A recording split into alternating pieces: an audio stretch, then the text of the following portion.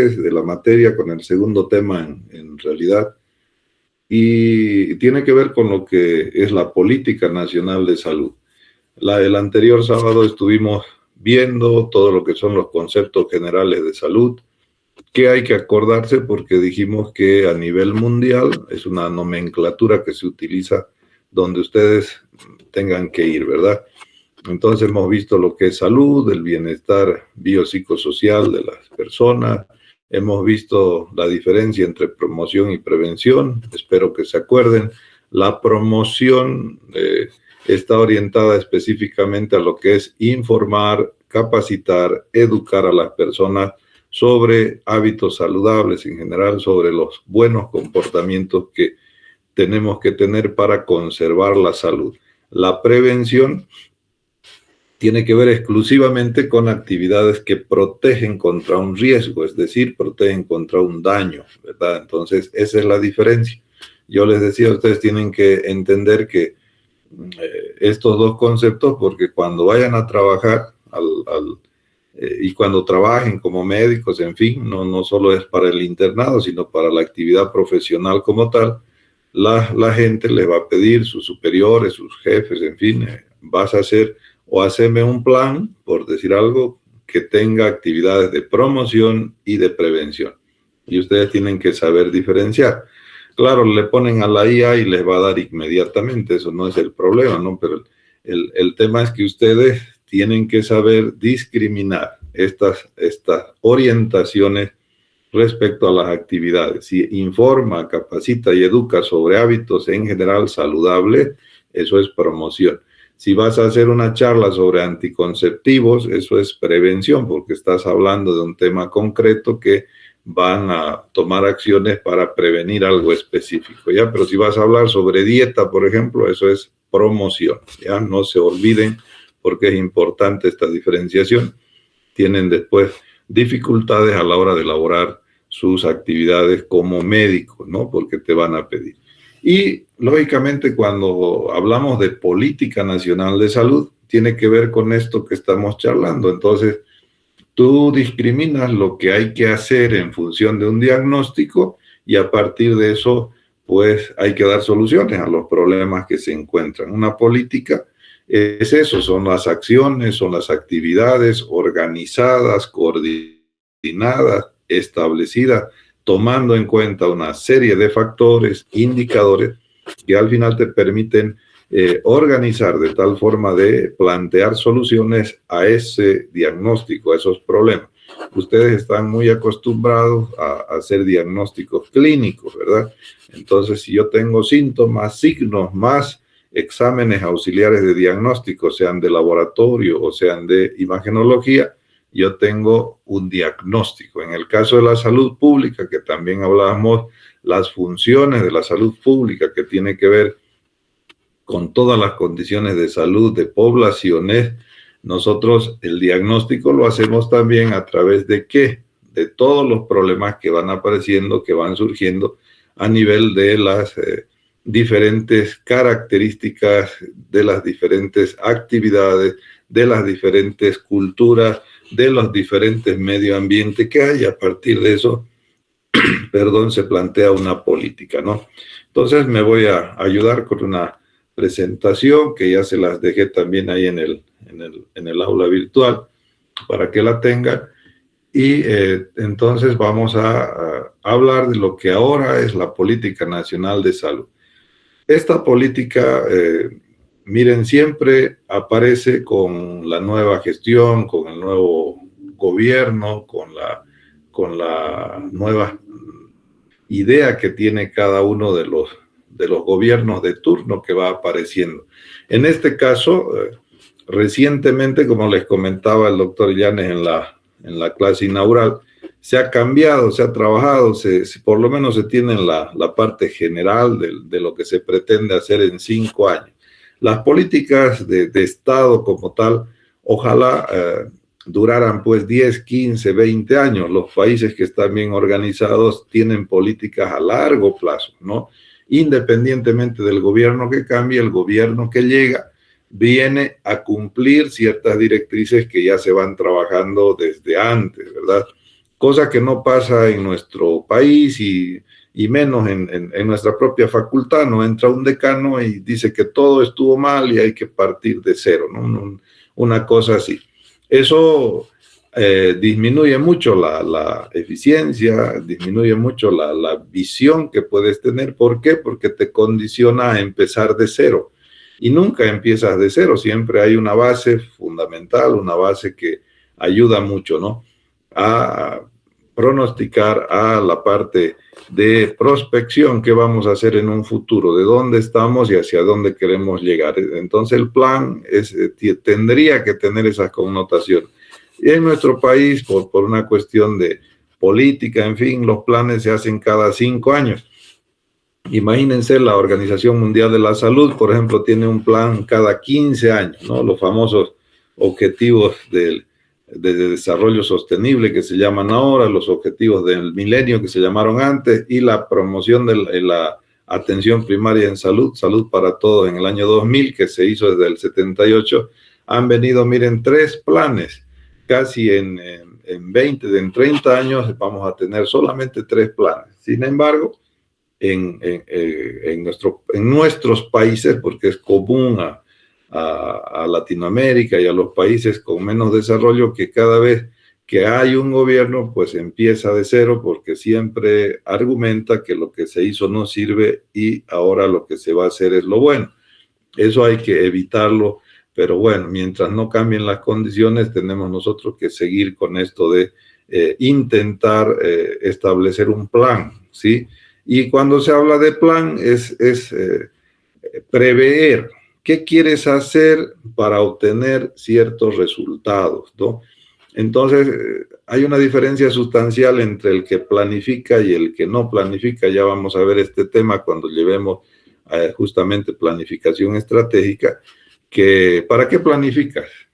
Bueno, para hacer las cosas que te van a dar como resultado lo que quieres obtener. Porque cuando no planificas, te sale cualquier cosa. Esa es la diferencia. Porque hay mucha gente que dice, no, ¿para qué voy a planificar? Así nomás haré. Sí, si haces así a la que bueno, tu resultado va a ser un desastre, ¿no?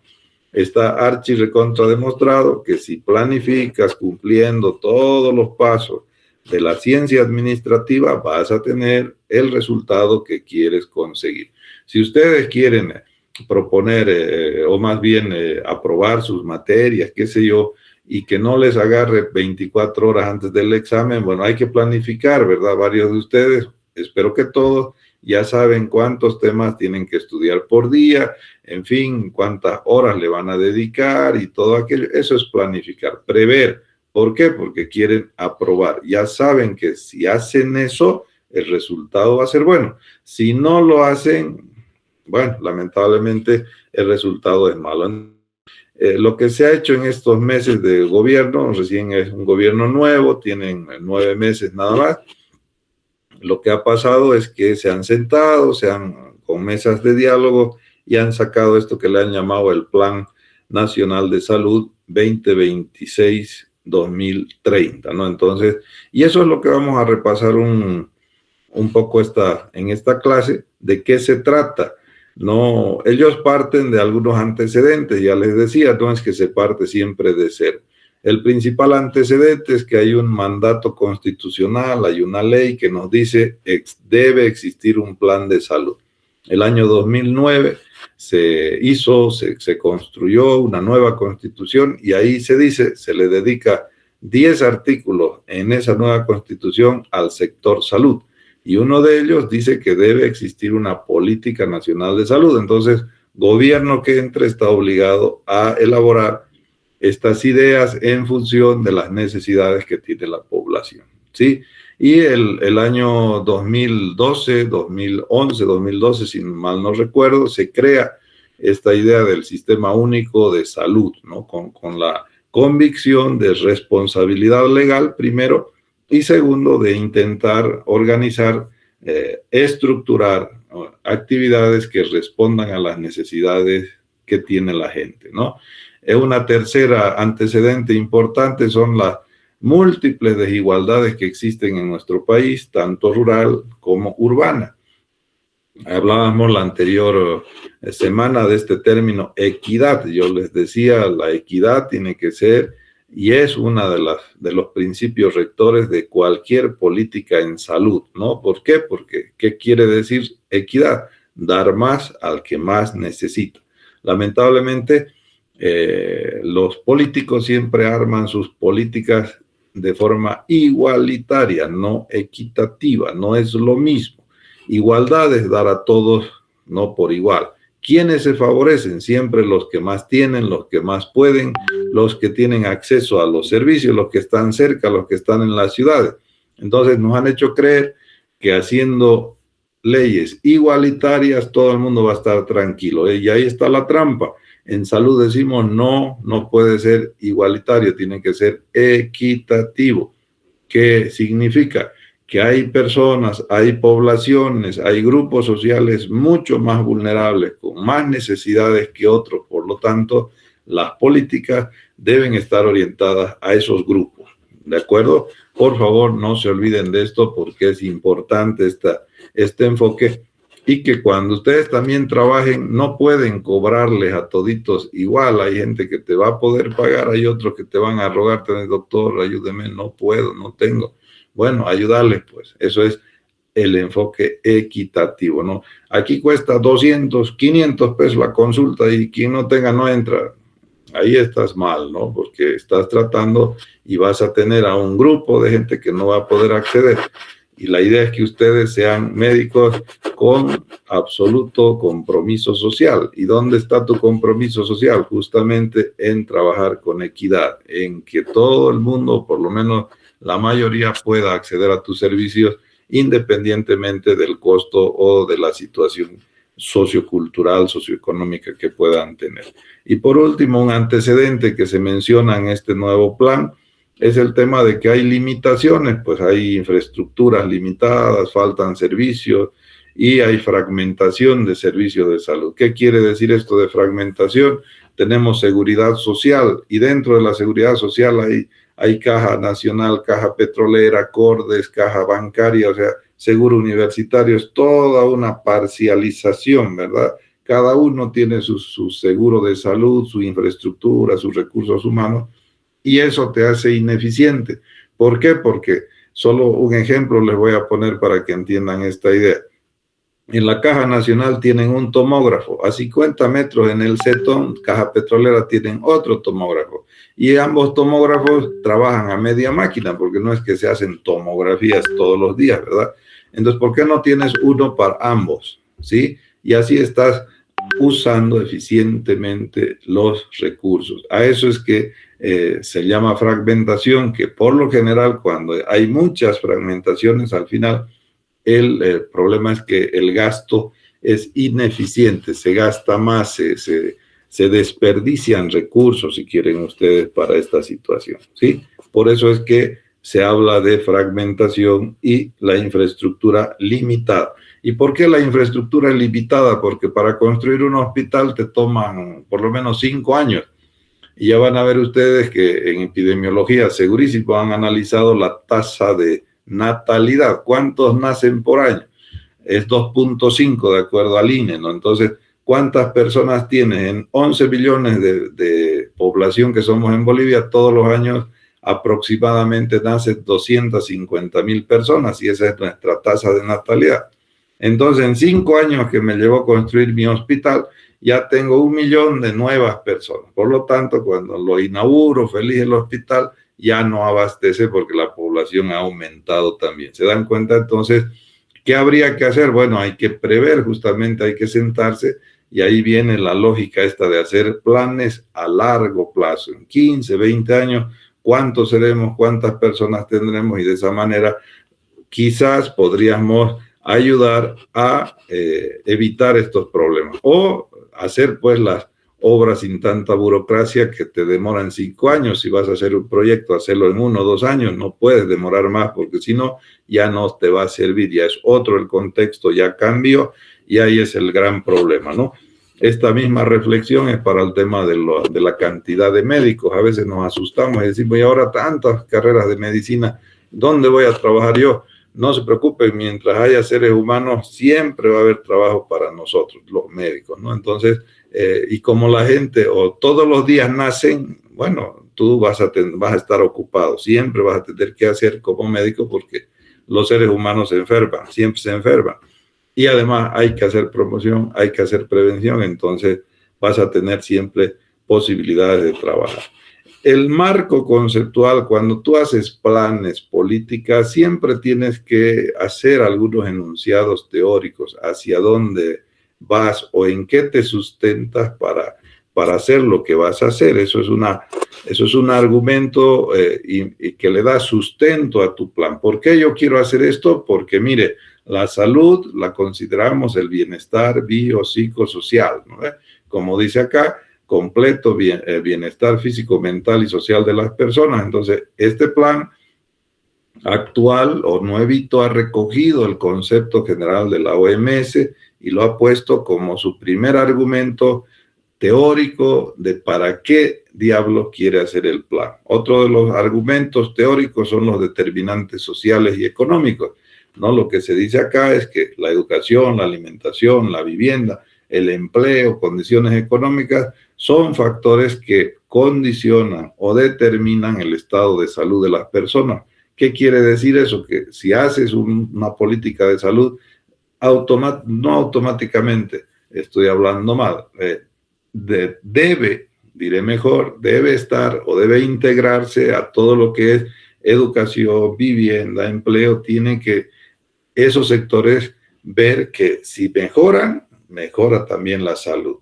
Si no tenemos avances en cuanto a vivienda, vamos a seguir teniendo problemas en salud. Si la alimentación es mala en nuestro país, vamos a tener problemas en salud.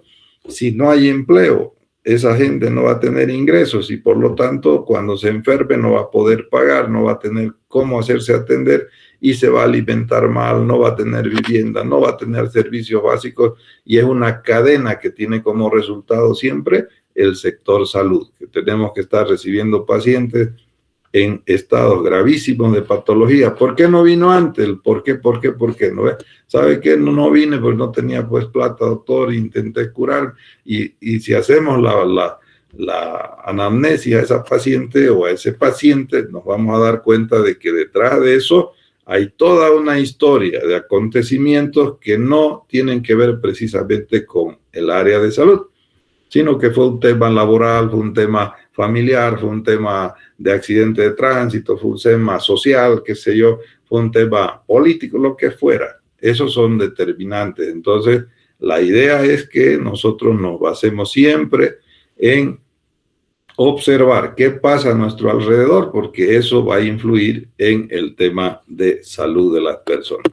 Y, lógicamente, el medio ambiente y la cultura, que ya lo hemos dicho también, cada grupo social tiene pues sus comportamientos especiales propios y sobre eso tenemos que estar nosotros bien atentos para no disponer de oferta de servicios o de actividades enfocadas en base a esas características culturales, ¿no? Y nuestro país bellamente, diría yo, es pues diverso, que nos permite ver todo, ¿no? Altiplano, valle, llano, subtrópicos, qué sé yo, cambas, collas, chapacos, y dentro de los cambas hay grupos sociales, y dentro de los collas no es lo mismo La Paz que Oruro, Potosí, porque son diferentes, tienen otra perspectiva, no es lo mismo Sucre, Cochabamba que Tarija, Santa Cruz, Benipano, en fin. Nosotros somos una constelación de todas las posibilidades culturales, diría yo, y eso hay que saberlo a la hora de diseñar este tipo de políticas, de planes, ¿no? Y para hacerlo, el diagnóstico que hablabas, pues aquí yo nada más enuncio algunos ejemplos, no es para que se aprendan las cifras, es nada más para que entiendan de que si yo voy a hacer una política, tengo que basarme en algo. Y ese algo en salud pública, jóvenes, son los indicadores. El principal indicador, por ejemplo, es la población. Entonces, yo no puedo, bajo ningún concepto, empezar ningún análisis si no sé cuánta gente. Donde vayan ustedes a los servicios de salud pública, sobre todo, y ahora que van a ir a su rotación de campo y los que se queden aquí también van a escuchar siempre, ¿cuánto es tu meta de cobertura? ¿Cuántos niños son para vacunar? ¿Cuántos pacientes tuberculosis? ¿Cuántas madres embarazadas? O sea, todo se basa en números respecto a la población. Y de esa población, por grupos etarios, ¿cuántos son menores de 1 año, de 2 años, de 2 a 5 años, preescolares? Es como quieran ustedes dividir. No hay una regla. Ustedes dividen o uno divide en función de su interés. Yo quiero enfocarme en los niños de 0 a 5 años. Bueno, entonces voy a dividir a los neonatos hasta 30 días. Después, a los lactantes puedo empezar a dividir como es de mi interés. Ya no hay algo, no hay una regla que te dice así vas a dividir. No, uno divide en función de lo que quieres hacer, de lo que quieres proponer. El primer indicador base, entonces no se olviden, es la población. Y aquí siempre nos olvidamos de los que se van y de los que llegan, ¿no? De los migrantes, de los emigrantes, y eso es importante porque nos confunde. Resulta de que en Potosí se descubre chikungunya y nosotros, ¿y cómo pues en Potosí chikungunya hay mosquito? No, pues es que estos son comerciantes que van los sábados a Santa Cruz y vuelven los domingos y ahí hace, entonces toda una cadena epidemiológica, ¿se dan cuenta? Y tenemos que estar entonces atentos a todo lo que significa la demografía porque son los principales indicadores en los cuales nos basamos. Después hay las mortalidades, de qué se muere la gente, de qué se enferman las personas, ¿verdad? Entonces, hay muchos indicadores. Otra vez, los indicadores los utilizamos en función de lo que nosotros queremos hacer, queremos decir, ¿ya? No hay regla. Lo bueno es que tenemos información nacional, que es el INE, el Instituto Nacional de Estadística, nos da los criterios generales y nosotros vamos extrayendo de donde consideramos que nos van a dar información, información que nos sirva para plantear lo que necesitamos. Nada más como muestra, siempre tengan ustedes en cuenta la pirámide poblacional, ¿no? Entonces acá, por ejemplo, esto es para el 2026, el INE ha proyectado una población de 12.749 habitantes en Bolivia. ¿Cuántos son mujeres? ¿Cuántos son hombres? Hasta ahí nomás nos damos cuenta que es mitad, por lo tanto hay que pensar en servicios de salud que atiendan tanto al perfil patológico de las mujeres como al perfil patológico de los hombres. Aquí nos damos cuenta también que la base de esta pirámide siempre están por menores, por decir algo, de 14 años. Ya este es Por lo tanto, todos nuestros servicios, nuestras acciones en promoción, prevención, están dirigidas o deberían estar a estos grupos mayoritarios y de paso son grupos de riesgo, los niños, las embarazadas. ¿Por qué son grupos de riesgo? En el caso de los niños, porque no tienen todavía su sistema inmunológico maduro, ¿verdad? Entonces está madurando, por eso se los vacuna, por eso hay una serie de controles de crecimiento y desarrollo. Y encima de la pirámide también, pues tenemos los mayores de 65 años que tampoco nos podemos olvidar, ¿verdad? Entonces tenemos que tener servicios que se orienten a estas actividades. Miren la importancia de este gráfico. Yo puedo sacar una serie de conclusiones, de hipótesis relacionadas, o más bien teniendo como base la pirámide, cuántos son, ¿no? Y esto se refleja en un área de salud. Cuando ustedes vayan a un hospital, no se van a ir a Quillacollo. En Quillacollo lo primero que van a ver es en una pared, seguramente es una descripción de cuántos son, cuántos niños, qué esperan tener. Van a Villa Tunari lo mismo, a Ibirgarzama lo mismo, a Iquile, donde vayan, en nuestro sistema van a ver la distribución de la población que le corresponde al centro.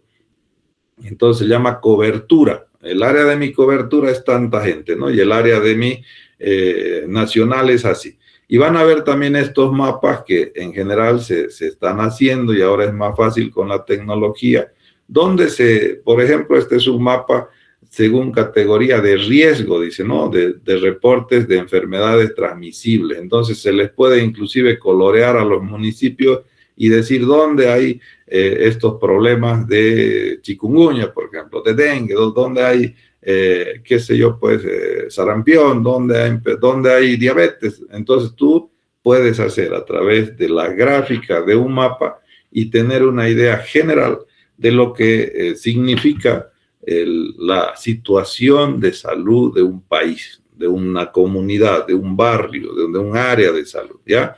Si le dicen en algún momento a usted, tienes que hacer, a ver, tu análisis situacional, doctor, ¿de dónde has partido? La respuesta inmediata es: he partido de la cantidad de población que tenemos y de los grupos de riesgo que existen. Eso es, listo. Ahí lo vas a callar a cualquiera que te pregunte. Ah, sí, ¿y cuántos niños nacen? No, mire, yo aquí en este sector se esperan 2.000 embarazadas. Y de esas 2.000 están viniendo a control prenatal 500. Por lo tanto, debemos ver por qué no están viniendo. Hay el bono Juana Zurduy, hay recursos, hay plata, pero igual no vienen, ¿no ves? Entonces tenemos que ver, 1.500 en algún lado se están haciendo atender. Solo con estos datos nosotros podemos, jóvenes, emitir una serie de hipótesis respecto de lo que puede estar pasando o comprobar esas hipótesis en el terreno, decir, no están viniendo por estas y estas causas. ¿De acuerdo? Entonces no le vamos a preguntar cifras, nosotros no es de nuestro interés. El interés es que entiendan el uso de esas cifras, para qué me sirve utilizar, o en el caso de los mapas, para qué me sirven los gráficos. Es importantísimo como base para elaborar una serie de políticas.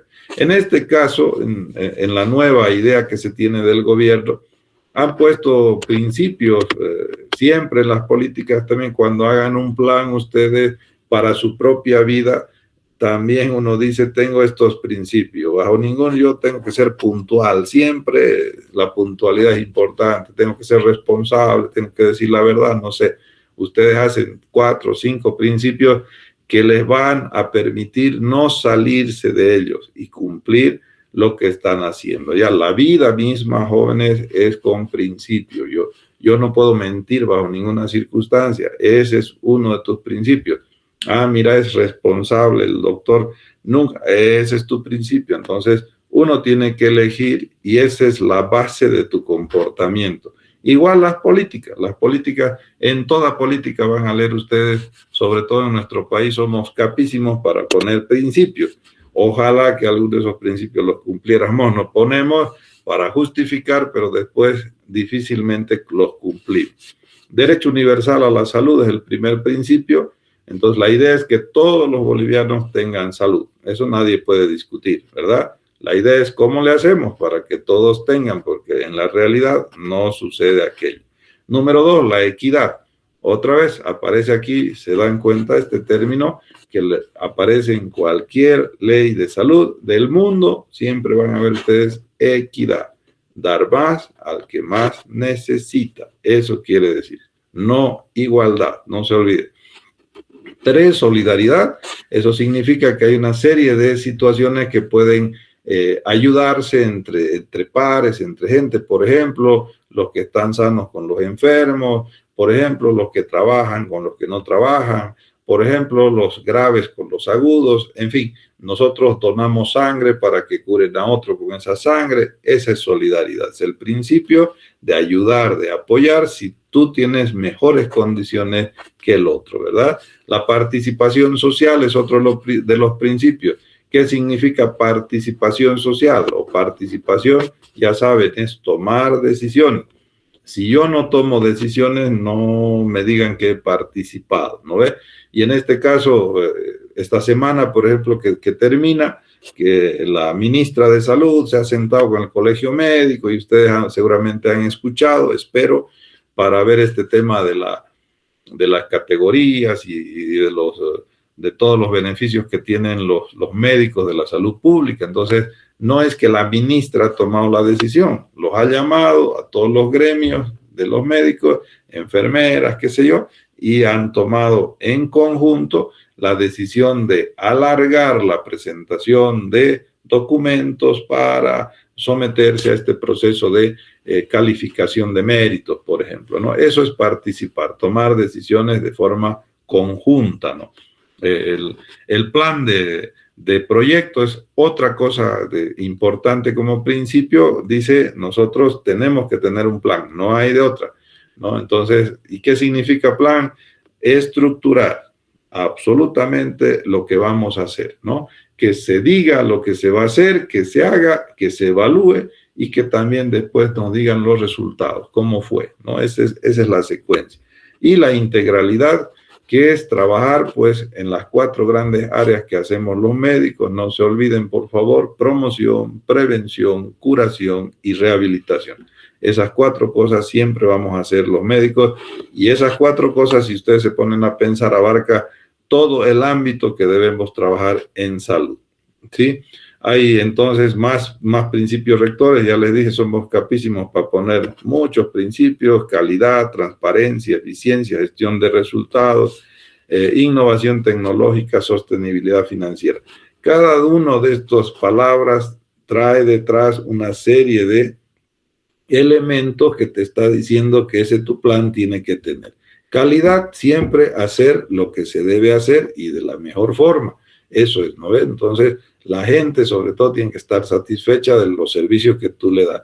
Transparencia, no vas a malgastar, no vas a ser corrupto, vas a hacer lo que debes hacer, y bien, transparentemente, sin estarte llevando parte del botín, ¿no ves? Eficiencia significa que se logren resultados con los mismos recursos. Mejor si logras más, eres eficiente. Si te dan 100 pesos para tus pasajes de lunes a viernes, y tú el viernes llegas a tener 30 pesos, te sobraron 30, eres eficiente.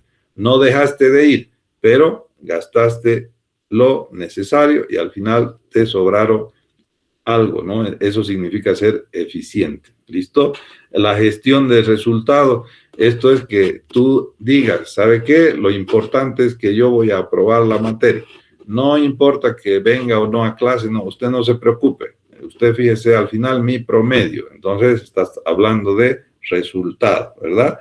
La innovación tecnológica. Van a ver que se habla aquí también del tema de incorporar la tecnología, la telemedicina, estas reuniones virtuales, consultas virtuales, apoyo de un servicio de primer nivel a un servicio de segundo, de tercer nivel, con interconsultas especializadas. Si yo estoy, no sé, en Misque y no puedo resolver un caso, tengo la posibilidad de llamar a alguien del Viedma y que me ayude, que me diga, que yo le muestre, le cuente, y me va a orientar, ¿no ves?, de qué hacer en ese momento con el paciente. Y el tema de que todo esto funcione con recursos, ¿verdad? Tiene que haber plata, porque de lo contrario estamos hablando o planificando sin la sostenibilidad necesaria. Bien, entonces este plan tiene objetivos: atender de forma universal a las personas, ser integral, oportuno, eficiente, calidad. Como verán, todo gira en torno a estas palabras que encierran una serie de condiciones de las cuales nosotros no podemos salir y debemos cumplir. Nada más para reiterar esto, miren, el tema del seguro universal y atención primaria es uno de los ejes que se va a trabajar, y donde se dice que vamos a lograr, o la idea es lograr, cobertura para toda la gente. ¿Cómo se hace esto? Pues con programas, con una serie de acciones a nivel municipal, sobre todo para que las personas sepan y puedan acceder a los servicios de salud. El tema digital y de talento humano tiene que ver con la implementación de la historia clínica electrónica. Esto es fundamental, porque si tú tienes una historia clínica electrónica, puedes acceder, si el paciente se va por X y Z razón, de Santa Cruz a La Paz, de La Paz a Potosí, no sé, tú vas a poder tener. Y lo más importante es que cuando trabajas de forma digital es mucho más fácil, ¿no?, obtener información de los pacientes, y no vas a tener estas dobles servicios, dobles prestaciones. A veces hay gente que tiene seguro de salud pero se viene al SUS, hay otros que están en el SUS pero que quieren ir al seguro. Entonces hay mayor control, mayor establecimiento de regularidad en cuanto a derechos de las personas. En fin, la parte digital te ayuda mucho, ¿verdad? El tema de enfermedades y salud materna es otro de los pilares fundamentales. Nuestra mortalidad en niños menores de 1 año y en madres en edad fértil sigue siendo alta. ¿Y por qué se mueren las madres y los niños? Son problemas relacionados con el embarazo, el parto y el puerperio. A pesar de tantas acciones que se han hecho hasta ahora, seguimos con problemas y no podemos resolver una serie de situaciones relacionadas con nuestros servicios de salud. Entonces llega una paciente embarazada y a veces el control prenatal no es el mejor, no tenemos las condiciones, y como no hay un buen control, la paciente sigue el transcurso de su embarazo y resulta que cuando ya tiene la probabilidad de parto, ahí es el problema, que nos damos cuenta de una serie de complicaciones que debieron detectarse en el control prenatal, ¿no? Entonces, hay mucho que hacer, mucho que trabajar. Por eso esta cuestión se convierte también en uno de los ejes fundamentales del plan. Seguimos con problemas en el binomio madre-niño y debemos nosotros hacer todos los esfuerzos para evitar. A todo nivel hay que identificar dónde están los problemas y de esa manera pues dar soluciones, ¿no? Calidad y gobernanza es el otro, parte de estos ejes que soportan los principios que hemos estado hablando. Y si vas a atender con calidad, el principio rector es no hacer daño, ¿no? Entonces, ahí tienes que trabajar con protocolos. ¿Qué son los protocolos? Son las guías. Cuando ustedes vayan a una serie de servicios de salud, los servicios que están medianamente organizados te van a decir, ahí está el protocolo de atención. ¿Qué te están queriendo decir? Tú tienes que ir a revisar y te van a decir qué hacer si llega una IRA, si llega una ED, qué hacer en caso de asma, qué hacer en caso de deshidratado.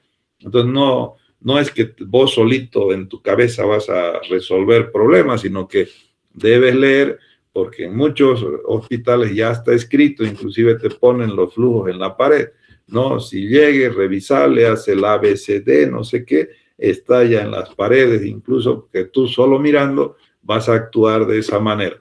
¿Por qué tienes que actuar de esa manera? Y no serte al caprichoso, al macho, decir, no, yo no hago eso, yo hago así, aprendí, me enseñó el doctor. No, tienes que cumplir los protocolos, porque esa es la defensa legal que tenemos ante cualquier imponderable. Si tú haces sin cumplir el protocolo y por alguna circunstancia el resultado no es bueno, estás en riesgo de que alguien te acuse y te diga, usted, doctor, no cumplió lo que debió hacer. En cambio, si cumples todo y el resultado sale adverso, tu descargo es decir, mire, yo hice todo lo que debí hacer. El problema no es mío, el problema ha sido seguramente circunstancias del paciente. Entonces, algo pasó con su organismo que no ha respondido a esta estructura que nosotros la tenemos como protocolo. Entonces, fíjense la importancia de manejar protocolo. Hay muchos colegas que son reacios, dicen, no, yo en mi especialidad en México me enseñaron así. Bueno, pero eso fue en México. Si no haces aquí como está el protocolo, te van a acusar, te van a meter a la cárcel, te van a hacer cualquier cosa. Entonces, está bien que te formaste así en México, pero aquí el tratamiento de una, qué sé yo, de una emergencia es de esta manera, ya está. Entonces, hacerlo así porque si no, estás en riesgo. Yo me detengo para explicar esto porque siempre han habido inclusive casos, hay experiencias funestas de acusaciones hasta residentes y hasta internos por no cumplir el protocolo, ¿no ve? O esos temas de por teléfono, ¿no? Le llamas al especialista o al de turno que no está en su turno para variar, le llamas por teléfono y por teléfono te contesta. Entonces, por favor, van a anotar en la historia clínica. A las 11:30 de la noche se le comunicó vía telefónica al doctor Rivera sobre el estado del paciente. Y él indicó lo siguiente, listo, firma interno. Ustedes solo cumplen lo que escucharon, pero no pueden actuar sin anotar, ¿de acuerdo? Porque si no, los responsables van a ser ustedes. Al otro día, si va mal, se va a negar el especialista, pero yo no te dije eso, yo pensé, tú me dijiste, y se arma el dije y no dije, ¿no? En cambio, si tú lo anotas, listo.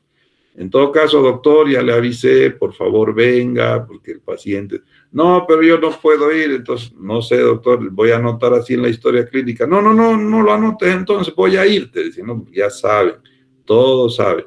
Entonces, desde ahora ustedes tienen que prepararse para evitar estos riesgos. ¿Cómo evitas todo? Escribiendo en la historia clínica y cumpliendo protocolos, jóvenes, ¿ya? Así no les van a sorprender, porque todo el mundo al final trata de salvar su cabeza, y cuando salvas la cabeza no les interesa a quién molestar, a quién dañar, ¿no? Y peor si es un interno, pues le digo que fue él y ya está, es la disculpa, pero les cuento que ahora no hay disculpa, porque la gente, los pacientes, los familiares inmediatamente reclaman, y como ya comentamos también en la clase inaugural, hay abogados ahí fuera del Viedma, ¿no? Señora, ¿lo atendieron bien? Sí, no quiere reclamar, si quiere reclamar. Solo usted me firma un poder y yo os voy a reclamar. Listo. Entonces te viene un despelote legal, que es una desgracia, y al final lo único que intentan es sacar ventaja, y esa ventaja siempre es económica, ¿no? Eso. Una de las cosas que es importante remarcar dentro de este plan, jóvenes, es que se sigue manejando, fíjense ustedes, la atención primaria de salud. Les decía la clase pasada que la APS es una estrategia, es un modo de pensar, tiene muchos componentes, ¿verdad? No es una atención básica, mínima, que la hace la enfermera, no es eso. Es un formato que te implica, para empezar, darle todas las condiciones al paciente. Si necesita niveles, hay que referirlo. Si necesita una serie de cosas, hay que dárselas. Si necesita orientación, también. Si necesita prevención, si necesita una serie de otros elementos que son propios de su patología y de su problema de salud, ¿no? Entonces, ¿qué tiene que ver con APS, atención primaria? Ampliar cobertura, mejorar el financiamiento, fortalecer el primer nivel de atención, optimizar recursos, garantizar el acceso universal, reducir brechas. Todo estas características que estoy mencionando aquí, las vamos a volver a repetir cuando llevemos primer nivel, ¿no? Nosotros le dedicamos una clase a esto, al primer nivel, donde reiteramos, se tiene que cumplir una serie de características con este enfoque de atención primaria, que por enésima vez les digo, no es la atención básica, mínima, así como para que no te joroben más, no, es un concepto, es una idea, es una estrategia que tiene muchas cosas, ¿de acuerdo? Y que debes cumplir. Entonces, por ejemplo, aquí el tema preventivo, el tema de vida saludable, el tema de la comunidad, el tema de participación, de tomar decisiones. Todo esto era hasta el año pasado, pues el SAPSI. Sigue siendo el SAPSI, pero fíjense ustedes, el SAPSI abarcaba todo. Ahora estamos viendo que hay una serie de otras actividades que la prefieren poner, identificar como parte de un todo, pero ya no incluida en solo un modelo que era el SAPSI, ¿no? Entonces, esas son las principales diferencias que tenemos respecto a lo que se ha hecho anteriormente en cuanto a política de salud. El tema otra vez de la transformación digital, la telemedicina sobre todo, que es el principal objetivo de este eje transformador, que va a ayudar mucho en este tema de las interconsultas y del apoyo que deben dar servicios de mayor complejidad a servicios de menor complejidad. Para la vigilancia epidemiológica en tiempo real, dice aquí, sí, pues si hacemos gráficos, ahora hay hasta paquetes digitales que te ayudan a que te salta en tu máquina. Mira, han detectado un caso de sarampión ahora en Rurrenabaque. Bueno, todo el país se pone en alerta, porque dice, mira, si hay en Rurrenabaque, entonces ¿dónde está Rurrenabaque? En el Beni, en La Paz es la primera vía, en fin, y se arma todo un sistema de vigilancia. Por eso es que es importante la tecnología, utilizarla en este tema de la vigilancia, porque es tiempo real. Si en la China hay un nuevo caso de, no sé, pues de viruela del mono, en 5 minutos todo el mundo sabe que hay y tiene que tomar sus precauciones. El tema del talento humano tiene que ver con la formación continua, también es parte. Se entiende en una política de salud que el motor, el que hace, el que ejecuta las actividades son las personas. Entonces hay que capacitarles a las personas. Y por eso ustedes se van a encontrar con que hay taller.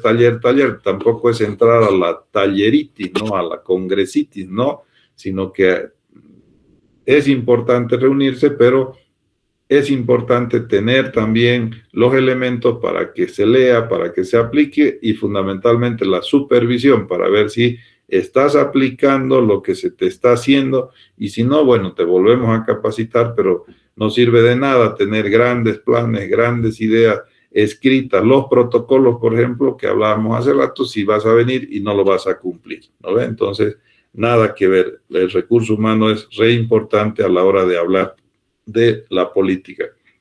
Y el tema de prevención y salud materna, hablábamos también, alta mortalidad, seguimos como país en rojo en ese mapa de muertes maternas y niños. ¿Qué es lo que se hace en esto? Lo primero, ¿qué dice el plan? Hay que controlar las enfermedades transmisibles, ¿no? El dengue, Chagas, tuberculosis, VIH y todas las que forman parte del programa ampliado de inmunización. Y también tenemos que ver enfermedades no transmisibles, por ejemplo, la diabetes, la hipertensión, la obesidad, las enfermedades cardiovasculares, que el cáncer, que hoy por hoy son las enfermedades de moda, ¿no? Entonces, de 40, 50 años ya empiezan a diagnosticarse este tipo de patologías y tenemos que enfocar el programa ve eso, que se identifiquen también los factores de riesgo, sobre todo para que podamos dar solución. Otro de los temas materno infantil, pues el tema de control prenatal oportuno, el tema de parto institucional. Se insiste en que este tema de tener en la casa es muy riesgoso y eso amerita todo un plan de concientización a la pareja en los controles prenatales, ¿verdad? El problema es que solo te acuerdas del parto cuando ya tiene 36, 37 semanas. Desde que viene tu paciente embarazada ya debería haber la concientización para que decirle, sabe que el parto sí o sí tiene que estar o hacerse o practicarse en un hospital, no en su casa, por favor, vaya preveyendo eso y le explicas el por qué. De esa manera no tenemos pacientes que al final dicen, no, yo en mi casa tengo miedo, nomás doctor, me quedaré. Si 1, 2, 3, 4 o 5 controles prenatales que viene la paciente o más, no, tú trabajas en comunicar, en informar, en educar, haces promoción de las ventajas del parto institucional. Así las personas, las mujeres no van a tener problemas y van a ir sin mayor dificultad a hacerse atender. Es uno de los líos. Casi tenemos todavía entre 20 y 25% de partos que se hacen en los domicilios. Y ustedes van a tener segurísimo la experiencia cuando vayan a su rotación de campo de que le van a decir el doctor, acompáñame porque en la casa de don Pedro su esposa no quiere venir y hay que ir. Entonces, las que avisan, ¿no? Y hay otro grupo que no avisa, llega nomás con el problema. ¿Sabe qué es? Que anoche tuvo... se adelantó, no pude llegar, ponen cualquier excusa y ya la mamá está con una infección, el niño está con una infección y después no puedes ayudarlos mucho por la tardía busca de ayuda y se mueren, ¿no ve? Entonces, ese es el problema mayor que contamos y que la idea es resolverlo. Por eso es parte de este plan también el tema materno. El tema de eficiencia y gestión por resultados tiene que ver con les decía yo, la disponibilidad de recursos y lograr no hacer más y mejor con los mismos recursos. Entonces, es importante entender esto. Yo siempre pongo el ejemplo de la eficiencia a nuestras mamás en la casa. No, por lo menos hasta hace un tiempo atrás y ahora también, la mayoría de las mamás se inventan cosas para que alcance el presupuesto para la comida, ¿no? En fin, ellas son las mejores demostraciones de eficiencia. 2, 1, 3, en fin, ellas ven los días que te hacen sopita solamente para que la plata alcance y te hacen creer que la sopa es buena y que es una sopa riquísima y tú lo tomas así, ni cuenta te das que ha pasado eso, pero en el fondo tiene el tema económico que debe alcanzar para fin de mes, ¿no? Entonces ellas hacen de todo para que y alcanzan, ¿no? Eso es eficiencia, ¿no? Y a veces hasta ahorran, ¿no? Te dicen, yo tengo aquí unos pesitos guardados, ¿y de dónde? ¿No? De lo que, ¿te acuerdas? No, es que en vez de comprar 3 piezas de pollo, solo 2, o en vez de comprar carne de vaca, ahora compro pollo, 2 días. Ellas organizan de tal manera que les alcance. Eso es eficiencia, ¿listo? Por eso aquí habla de mejor utilización de infraestructura, equipamiento, el uso del presupuesto racional, el tema de mejor distribución de los recursos humanos, las duplicidades, lo que hablábamos, no puede ser que un tomógrafo aquí, otro acá, un rayos X aquí, otro acá, si podríamos tener uno y vender servicios y de paso nos cooperamos todos y todo trabaja eficientemente, pues, ¿no? Entonces, tiene que ver también con la transparencia. Eso es el tema de eficiencia. Y el tema de gestión por resultados tiene que ver con, ya en 5 años vamos a disminuir la mortalidad. Ahora estamos, no sé, pues en 20 niños que se mueren por cada 1000 que nacen. Entonces, en 5 años vamos a reducir a 15 y listo. Esa es gestión. Pues vamos a hacer todo para que el año 2031 sea 15. Las mamás se mueren 280 por cada 100.000. Sí, en 5 años se van a morir 260 mamás, nada más por cada 100.000. Esos 10 vamos a trabajar duro para ir rebajando. Entonces, tú te pones resultados y la idea es cumplir esos resultados, ¿no ves? Y para cumplirlos debes tener todo un plan que te respalde, que te haga. Lo mismo con ustedes, les ponía el ejemplo, si dicen ya, ¿sabe qué, doctor? Olvídese de sus clases. Denos la literatura, lo que sea, y nosotros solo nos vamos a presentar al examen. Listo. Y no necesitamos venir a clase. Entonces, si nos aplazamos, nos aplazamos. Si aprobamos, nos pone 100. Listo, de acuerdo, de acuerdo. Ya está. Es gestión por resultados, ¿no? Entonces, siempre esta idea de resultados te obliga, pues, es más, como no tienes clase todo, yo supongo o supondría o esperaría que la mayoría pues se raje estudiando porque no hay vueltas, el examen y nada más, ¿no ves? Entonces lo mismo pasa cuando te dicen hay que reducir la mortalidad, ahí te preocupas así sea uno y vas y buscas a las mamás y no, si las convences y estás con ellas y evitas que haya riesgo de mortalidad materna e infantil porque sabes que en 5 años hay que demostrar este tema de los resultados. Y el tema de la innovación tecnológica, sostenibilidad financiera, otra vez historia clínica única, plataforma digital, telesalud, se priorizan intervenciones con mayor impacto sanitario, los gastos evitables. Hay muchos gastos que se hacen sin sentido, ¿no? Pasajes o viáticos o compras doble equipo, por ejemplo, o estás comprando, no sé, pues 30,000 barbijos sin motivo, en fin, una serie, no se imaginan ustedes los gastos innecesarios que se hacen por la mala administración. No, pero no, es que pedí, sí hay que comprar, pero necesitas, no, pero es que puse por si acaso, entonces, y después tienes que gastar porque te lo han presupuestado. Entonces, cuando veamos planificación, vamos a hablar de este tema, de que tienes que ser muy honesto y muy técnico para el tema de prever qué vas a necesitar. No puedes estar cargando una serie de cosas, ¿no? ¿Qué necesitan ustedes para estudiar medicina? Si te pones a pensar en eso, pues, no dirás libros, necesito ir. Al final de cuentas, necesitas solo atender y tener tu papel y tu lápiz o tu celular, en este caso ahora, ya está. Se dan cuenta ustedes, pero hay gente que dice, no hay de ustedes seguro, no, desde la mochila, tiene que ser mochila no sé qué marca, y esos son gastos innecesarios. Hoy necesitas mochila, no necesitas ir a lujar con un lujo, eso es lujo, ¿no? Una mochila que te cuesta 50 pesos y la otra cuesta 500, eso no, es innecesario, a eso se refiere. O tienes un diclofenaco que te cuesta 50 centavos y es bueno demostrarlo que funciona, pero quieres el Lertu que te vale 5 pesos. Esos son gastos innecesarios, ¿de acuerdo? Para que se entienda bien.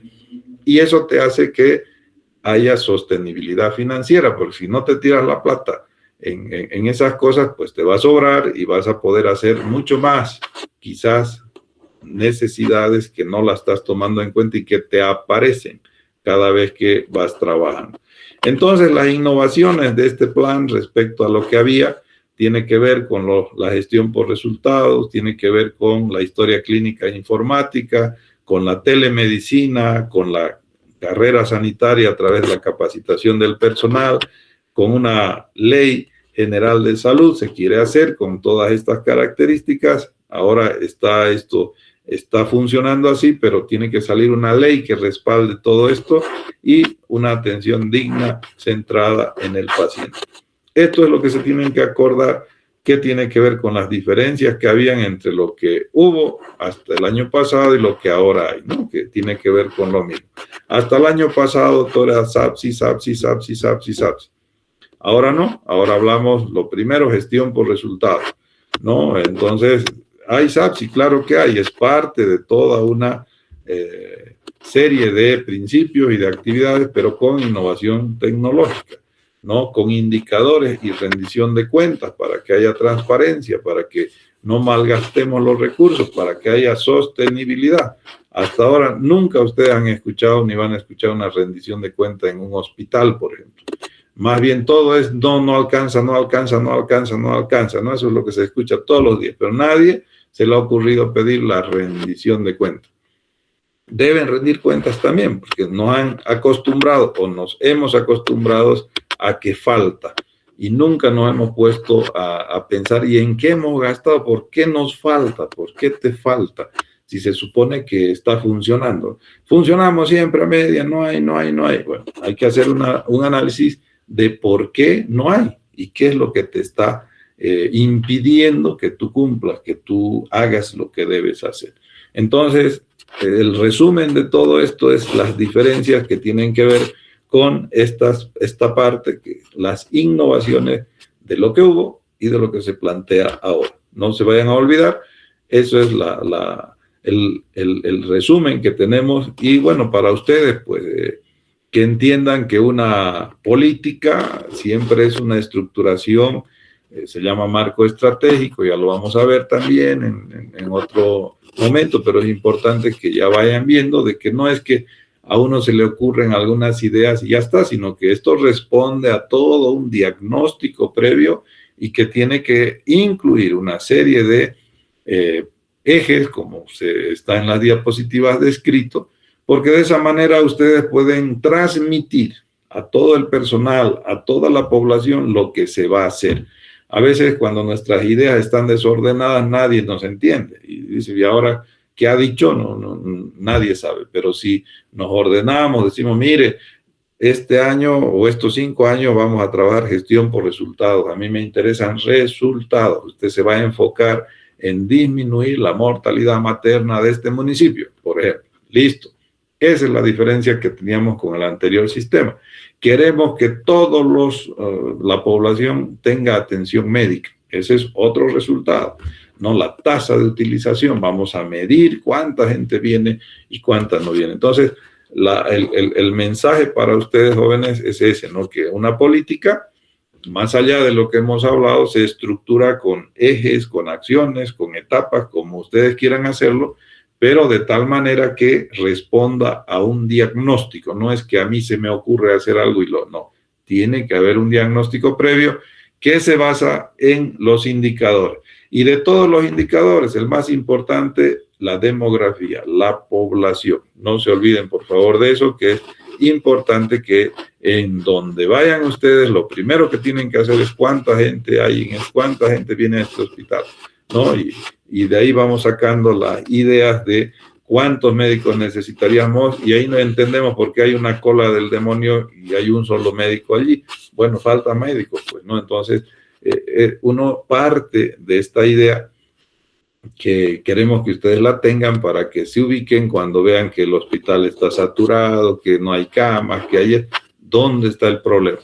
Ustedes deben tener esa capacidad de análisis y decir, ah, no, esto yo haría, esto deberían hacer. Es más, pueden hasta sugerir, a veces los colegas están ahí atrapados en esos problemas y capaz que un interno o un médico recién llegadito pues les dé la solución con una idea brillante a raíz de estos comentarios teóricos que hacemos en su formación. ¿Listo? Eso es lo que tienen que entender ustedes. Y esto, el punto 4, que nuestra formación tiene que ser siempre en 4 grandes áreas, con 4 grandes visiones en nuestra mente. Promoción, prevención, curación, rehabilitación. No podemos nosotros hablar solo de curar, porque si habláramos solo de curar nos convertimos íntegramente en médicos biologicistas. ¿Y cuál es el problema? Que hay que prevenir, porque te vas a llenar de enfermos y eso cuesta más, te van a martirizar, te van a llamar todos los días, te van a molestar. En cambio, si previenes, vas a evitarte toda esa, quizás un hito se te va a enfermar, pero la mayoría no te va a molestar. ¿Sí? Eso es lo que tenemos que tener. Entonces, en conclusión, este plan es una nueva etapa, como todos los planes, pero otra vez no partimos de una situación de avances que han habido del anterior y que lógicamente ahora estamos centrados más en lo que es la transparencia, más en lo digital, más en la sostenibilidad y más en el tema de resultados, ¿no? Entonces, eso es lo que varía respecto a lo que teníamos anteriormente. Son los médicos, esta pregunta la he puesto aquí porque vean, a veces uno estudia la medicina y cree que el problema son las enfermedades, ¿no? Es tanta la cantidad de contenido clínico y quirúrgico que, claro, uno dice, no, esto es, y de ahí escoges además en qué te vas a especializar, justamente por la amplitud de la dimensión de la carrera, ¿no? O del contenido más bien de la medicina. Sin embargo, cuando vas a un servicio, resulta de que hay problemas de falta de fichas, de que no hay consultorios, de que no hay camas, de que el quirófano se dañó, de que el agua se contaminó, y ese tipo de cosas justamente son parte también, o deberían ser parte de tus criterios para dar solución. Queremos nosotros un médico, ustedes, que tengan esa mentalidad amplia y no solamente se queden en ver síntomas, signos o identificar con un cultivo o con una tomografía algo, no, sino que además entiendan y sepan de que hay otra gran área, gran parte de los servicios que tiene que ver con la administración y con la planificación de recursos en salud, que es fundamental. Listo, jóvenes. No sé si tienen alguna pregunta. Pueden hacerla.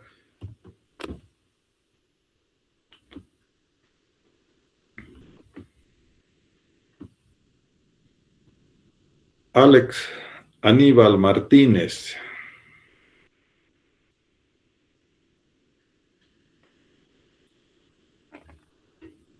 Alex. Lisette, que has prendido tu cámara. Margarita, ¿está bien? ¿Tienes alguna pregunta?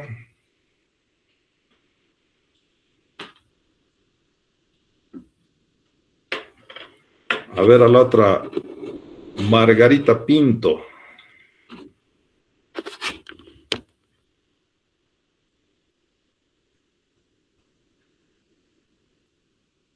Nada, creo que solito he hablado ahora yo. Carlos Marcos Carvajal. No, doctor, no tengo ninguna pregunta. Bueno, ¿se entendió? Sí, doctor.